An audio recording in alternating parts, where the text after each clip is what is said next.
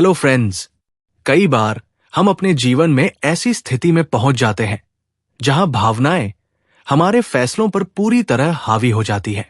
हम किसी को बार बार मौका देते हैं, हमें बार बार चोट पहुंचती है, फिर भी हम सोचते हैं कि अगली बार सब ठीक हो जाएगा। हम ये मान लेते हैं कि लोगों का बदलना हमारे प्यार या समझदारी से संभव है। लेकिन सच्चाई यह है कि जब हम तर्क और आत्मसम्मान को दरकिनार कर सिर्फ भावनाओं से काम लेते हैं, तो हम खुद को नुकसान पहुंचा रहे होते हैं। और इसी स्थिति को कहा जाता है भावनात्मक मूर्खता। भावनाएं हमारी शक्ति भी होती है, पर जब यही नियंत्रण खो बैठती है, तो हमारी सबसे बड़ी कमजोरी बन जाती है। एक भावनात्मक मूर्ख वो व्यक्ति होता है जो बिना सोचे समझे, बिना सीमाओं के, हर बार दूसरों को अपनी भावनाओं के आधार पर समझने और माफ करने की कोशिश करता है, भले ही सामने वाला लगातार उसकी भावनाओं का फायदा उठाता रहे। इस स्थिति में व्यक्ति बार बार टूटता है, पर सीखता नहीं। वो सोचता है कि उसका प्यार ही सब ठीक कर देगा, लेकिन वो भूल जाता है कि अगर कोई उसका सम्मान ही नहीं करता, तो उसका प्यार कभी असर नहीं करेगा। समस्या वहां से शुरू होती है जब हम दूसरों को खुद से ज्यादा महत्व देने लगते हैं। हम अपनी जरूरतों, इच्छाओं और आत्मसम्मान को नजरअंदाज करके बस दूसरे की खुशी में ही जीने लगते हैं। हम सोचते हैं कि जितना ज्यादा हम देंगे, उतना ही सामने वाला हमें समझेगा। लेकिन जब ऐसा नहीं होता, तो हमें लगता है कि शायद हमारी कोशिशें कम हैं। हम और ज्यादा देने लगते हैं, और यही चक्रव्यूह हमें अंदर से तोड़ता चला जाता है। जब हम बार बार उसी इंसान के लिए रोते हैं जो हमारी भावनाओं की कद्र नहीं करता, तो हमें खुद से सवाल करना चाहिए, क्या ये मेरा प्यार है या मेरी कमजोरी? क्या मैं उस इंसान को चाहता हूं, या बस उस उम्मीद से चिपका हूं कि एक दिन सब बदल जाएगा? अक्सर हम अपने पुराने जख्मों की मरम्मत के लिए उन्हीं हाथों की तलाश करते हैं जिन्होंने हमें घायल किया था, और यही सोच हमें भावनात्मक रूप से मूर्ख बनाती है। भावनात्मक मूर्खता सिर्फ रिश्तों तक सीमित नहीं होती। कई लोग काम में, दोस्ती में, यहां तक कि समाज के लिए भी अपनी सीमाओं को पार कर देते हैं। दूसरों की समस्याओं को अपने ऊपर इतना ओढ़ लेते हैं कि अपनी पहचान खो बैठते हैं, और जब बदले में कुछ नहीं मिलता, तो निराशा और हताशा उनका पीछा नहीं छोड़ती।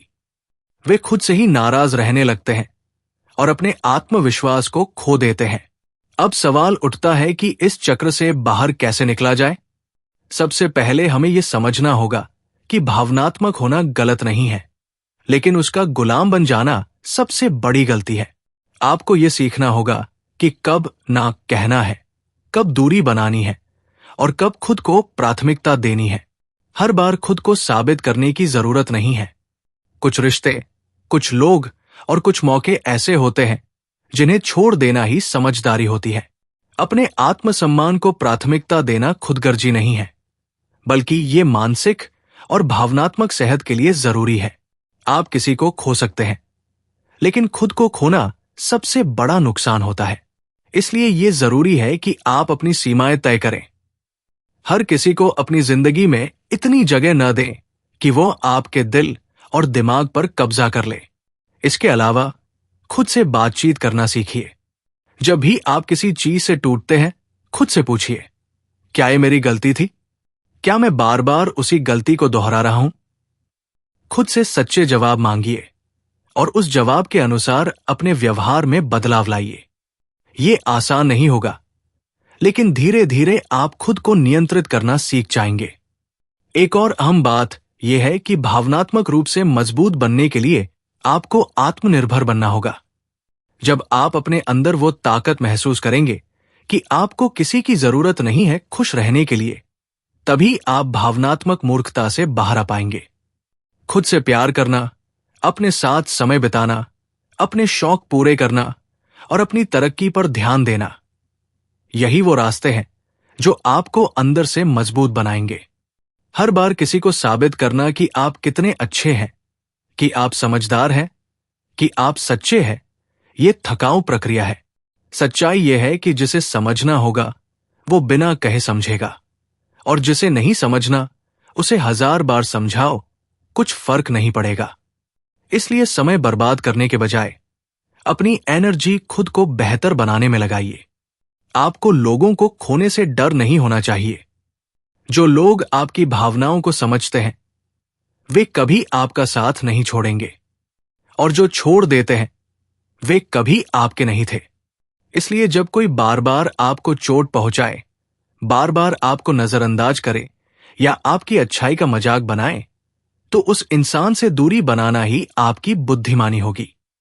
भावनाओं में बहना बहुत आसान है, लेकिन बच जाने के बाद वापस किनारे पर आना बहुत मुश्किल होता है। इसलिए भावनाओं के समंदर में तैरना सीखिए, डूबना नहीं।